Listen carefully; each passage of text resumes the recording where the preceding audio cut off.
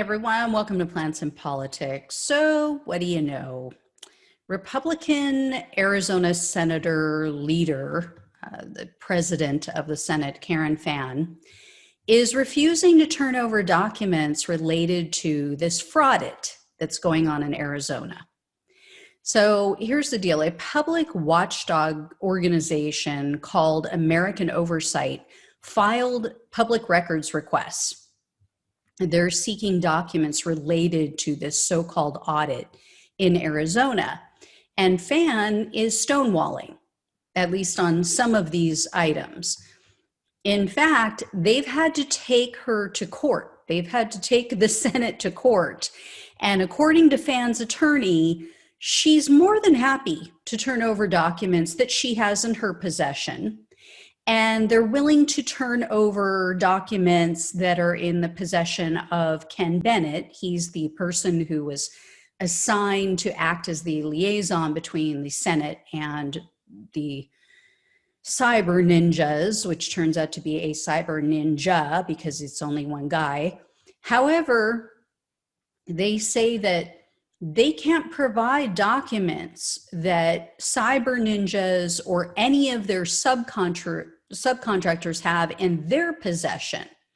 And Fann's attorney told the judge that the reason is because those documents don't fall under the public documents request law, because those are private companies.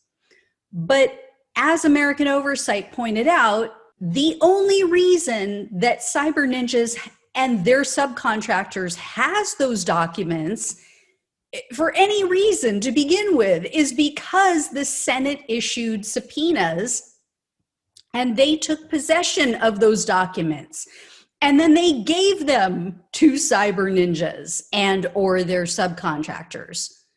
And Fann herself said that the only reason for this audit is to provide the Senate with information, because what she said is they want to look at all the information and then determine what, if any, changes might be needed for future elections. So, but for her demand for this fake audit, cyber ninjas and these other companies wouldn't be involved. They wouldn't have these documents. So they are agents, essentially, of the Senate. They're an extension of the government. Essentially, what they're saying is, if they hand documents off to another party, even though those documents were the property of a public entity or person, they were assigned to the state in some manner, shape, or form, then the public has no right to receive a copy because, whoops, it's gone. Whoops, we turned it over to someone else. This isn't a freaking game of hot potato, for Christ's sakes. It's not like, that smoking gun evidence you asked for through a public records request that would prove that I committed a crime. Oops, whoops, too late. I gave it to a private company for safekeeping. So sorry, you can't have it because, that's a private company and they're not subject to these public document requests. Could you imagine how that loophole will be abused by corrupt politicians on both sides of the aisle? If that's the law of the land, that is really dangerous. Now, believe it or not, her attorney's other argument, his Plan B argument, is equally outrageous. So here's the deal. The other argument that he's making to the court is that essentially the court has no authority to force lawmakers to turn over documents, because he said, quote, the Arizona Constitution entrusts each house of the legislature plenary power to order its own internal procedures and affairs. So in other words, because lawmakers make the laws, they have the sole authority and responsibility, at least in his crazy mind, to determine when, if, or how a lawmaker must comply with those laws.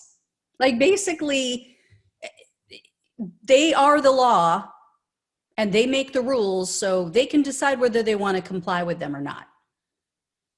Oh my God, if the court was to go along with this argument, this could be used for everything.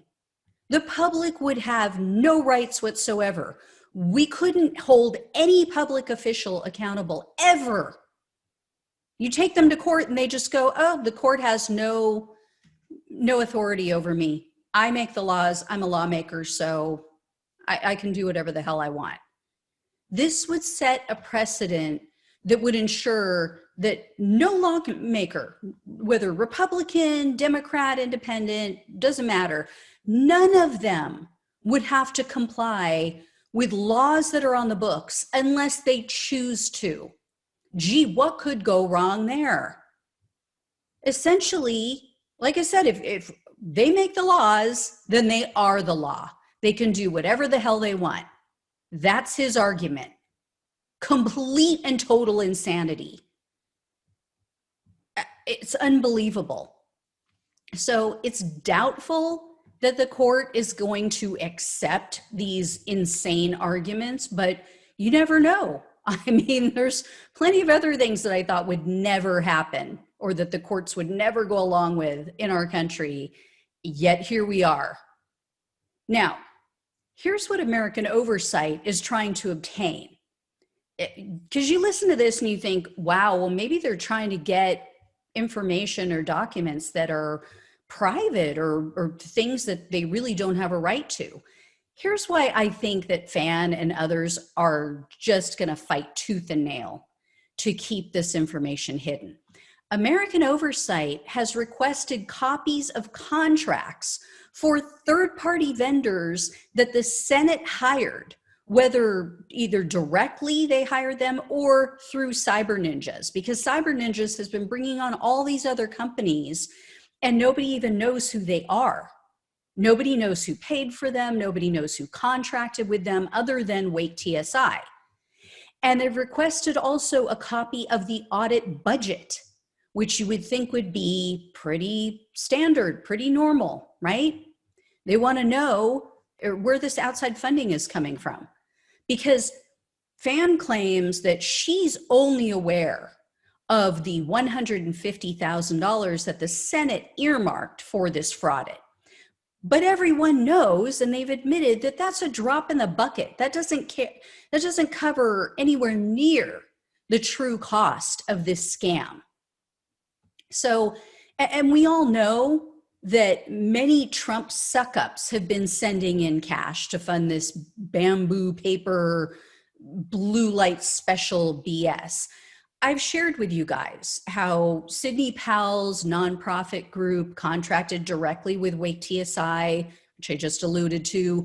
They paid them for their services and contracted with them directly. I also shared how the One American News Network host, Christina Bobb, she's using her nonprofit Voices and Votes to raise money for this FrAudit, while also reporting on it as if she's a legit, unbiased news source. And then there's the former Overstock CEO. There's Patrick Byrne, and he established another fundraising group called the America Project. But here's the thing. The way some of these entities are set up, they're not required to disclose their donors. So Byrne's organization, for instance, it's a perfect example. He has this set up so that he doesn't have to say who's donating to his organization. So far, he claims to have raised $1.9 million for this FrAudit, but the American Project is set up as a social welfare organization. Really? So he can keep all of these donors completely secret. How this was allowed to get so far down this road, with this being a completely partisan undertaking and just handing over voters' information to conspiracy theorists, it's insane. This is absolutely insane. So I'll keep you guys all posted. Please like, share, and subscribe. Thank you so much for watching and listening. Take care, and I'll talk with you soon.